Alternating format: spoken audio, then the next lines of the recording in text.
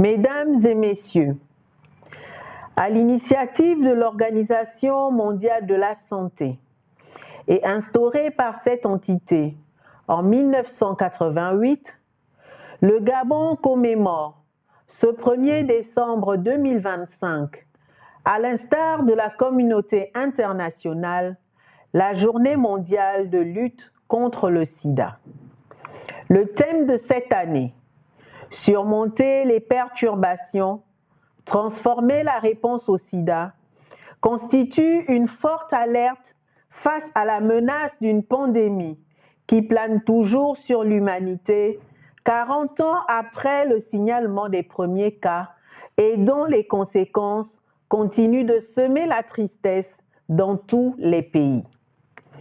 En effet, selon le rapport mondial 2024 de l'Organisation des Nations Unies pour le sida, 36,9 millions de personnes sont séropositives, 21,7 millions prennent désormais des traitements antirétroviraux et environ 630 000 d'entre elles en sont décédées. Ce chiffre représente une diminution significative par rapport aux années précédentes, grâce notamment à un accès élargi au dépistage et aux traitements antirétroviraux. Cependant, l'objectif de réduire le nombre de nouvelles infections à VIH en dessous de 370 000 d'ici 2025 est en revanche menacé, car 1,3 million de nouvelles infections ont été enregistrées en 2024. Mesdames et messieurs, permettez-moi d'inscrire cette journée dans la réalité gabonaise, où l'épidémie du VIH demeure une préoccupation et un défi majeur malgré des avancées significatives. Selon l'enquête démographique de santé du Gabon 2019-2021, la prévalence nationale du VIH chez les personnes de 15 à 19 ans est estimée à 3,6%, avec des disparités selon le genre de 4,7% chez les femmes contre 2,3% chez les hommes.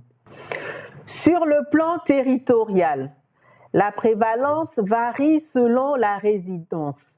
Elle est plus élevée en milieu rural, 4%, qu'en milieu urbain, 3,5%. Et par province, la situation n'est pas uniforme. Parmi les jeunes de 15 à 24 ans, le DSG3 rapporte une prévalence de 1,4%, répartie entre 1,5% chez les jeunes femmes et 1,3% chez les jeunes hommes. Les toutes dernières estimations de l'ONU-SIDA, datant de décembre 2024, présentent un tableau où la prévalence nationale est située à 2,8% chez les personnes de 15 à 49 ans et de 0,9% chez les jeunes de 15 à 24 ans, avec les mêmes tendances épidémiologiques selon les genres et les mêmes disparités provinciales. Ces quelques chiffres nous rappellent d'une part la résilience de notre réponse. Des milliers de personnes ont accès aux soins, sont diagnostiquées et bénéficient de traitements. Mais d'autre part, ils soulignent qu'il reste des zones critiques: la mortalité, l'abandon du traitement, l'augmentation des infections chez les jeunes et les inégalités de genre. Dans ce contexte national fragile, les perturbations externes prennent un poids encore plus alarmant. Une réduction du financement des donateurs internationaux peut avoir des effets dévastateurs sur la riposte au VIH au Gabon, notamment une dégradation des services de dépistage et de prévention, un affaiblissement des communautés locales, un frein à l'innovation, un affaiblissement du plaidoyer pour les droits des personnes affectées par le VIH-Sida et de la mobilisation communautaire. Malgré ces menaces, il y a des motifs légitimes d'espérance parce que le Gabon et ses communautés démontrent une remarquable résilience. Le fait que près de 29 000 personnes soient sous traitement montre que notre système, bien que fragile, fonctionne. Aussi, les initiatives de la Direction générale de la prévention du sida, en collaboration avec le Comité de lutte contre le sida, du ministère en charge de l'Éducation nationale, pour cibler les jeunes, en particulier les adolescents, sont un signe fort que nous ne baissons pas les bras face à la dynamique épidémique.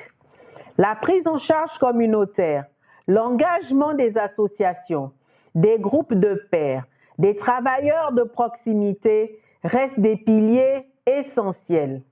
Quand l'appui des bailleurs institutionnels regresse, ces acteurs, eux, continuent à toucher ceux qui sont laissés pour compte. Mesdames et messieurs, l'engagement de mettre fin au sida à l'horizon 2030 a pris du retard en raison des inégalités structurelles qui entravent les solutions efficaces de prévention et de traitement du VIH, ainsi que la réduction considérable des sources de financement par plusieurs États et les bailleurs internationaux, moteurs essentiels de programmes de prévention, de traitement et de recherche.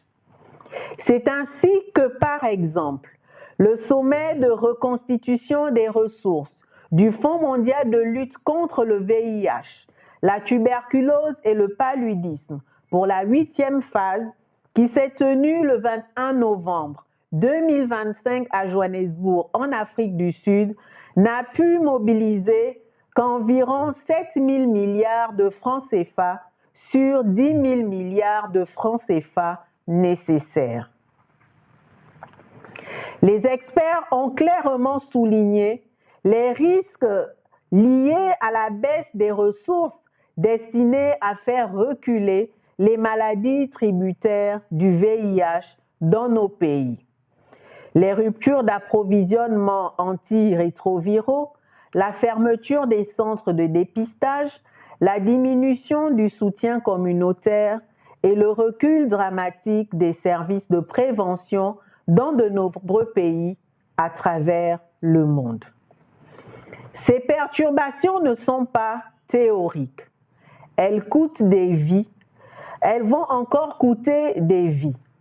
Nous devons lever la voix aujourd'hui pour rappeler que l'engagement mondial envers le VIH ne peut pas faiblir maintenant au moment où tant de gains pourraient être perdus. Mesdames et messieurs, à la lumière de ces constats, le ministère de la Santé aimerait traduire à cette occasion la détermination de son Excellence, M. Brice Clotaire Oligui Nguema, président de la République, chef de l'État, chef du gouvernement, à soutenir toutes les actions de mobilisation des ressources pour accentuer la lutte contre le VIH-Sida. Le gouvernement appelle l'ensemble des acteurs du secteur privé gabonais à renforcer son implication dans cette lutte. Nous invitons aussi les entreprises à intensifier les actions de prévention et de sensibilisation en milieu professionnel, encourager le dépistage volontaire et lutter contre toute forme de stigmatisation, soutenir les initiatives nationales et communautaires visant à améliorer l'accès aux soins et aux traitements, développer des partenariats contribuant à la réduction durable de l'impact du VIH-Sida.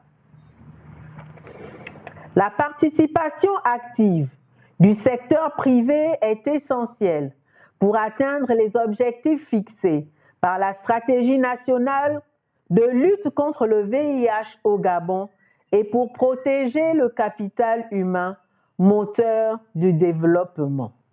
Le gouvernement réaffirme sa disponibilité à accompagner toutes les entreprises engagées dans cette démarche. Aux bailleurs internationaux, nous demandons un réengagement soutenu pour consolider les partenariats et garantir la continuité des programmes. Pour le renforcement des financements domestiques, le Gabon doit investir davantage dans sa riposte au VIH, notamment dans la prévention. Cela implique des budgets publics plus ambitieux et des stratégies nationales de pérennisation. En matière de renforcement des capacités communautaires locales, il est essentiel que les organisations de la société civile se réinventent, qu'elles mettent à l'échelle des modèles communautaires de soins et assurent un accompagnement psychosocial plus efficace des personnes vivant avec le VIH. Focus sur les jeunes et l'égalité de genre.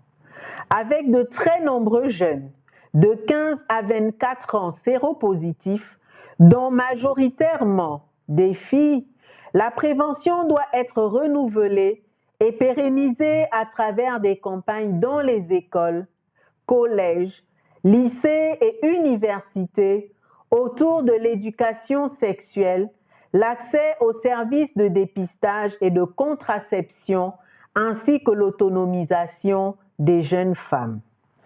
L'autre impératif du gouvernement reste la surveillance, le suivi et le retour des perdus de vue. Il nous faut à ce titre développer des stratégies innovantes telles que le suivi mobile, le mentorat, l'accompagnement communautaire pour amener dans le soin ceux qui ont quitté le système pour empêcher la mortalité évitable. Mesdames et messieurs, le Gabon, comme d'autres pays, a démontré sa capacité de résilience par le diagnostic, les traitements, l'engagement communautaire, mais ces efforts ne peuvent pas porter seuls le poids d'une crise financière mondiale. Nous devons transformer la réponse au sida, non seulement en la défendant contre les coupes, mais en la rendant plus durable, plus locale, plus centrée sur les communautés. Pour la Journée mondiale de lutte contre le sida, édition 2025, les campagnes de sensibilisation et de dépistage seront renforcées dans les structures sanitaires de l'intérieur du pays.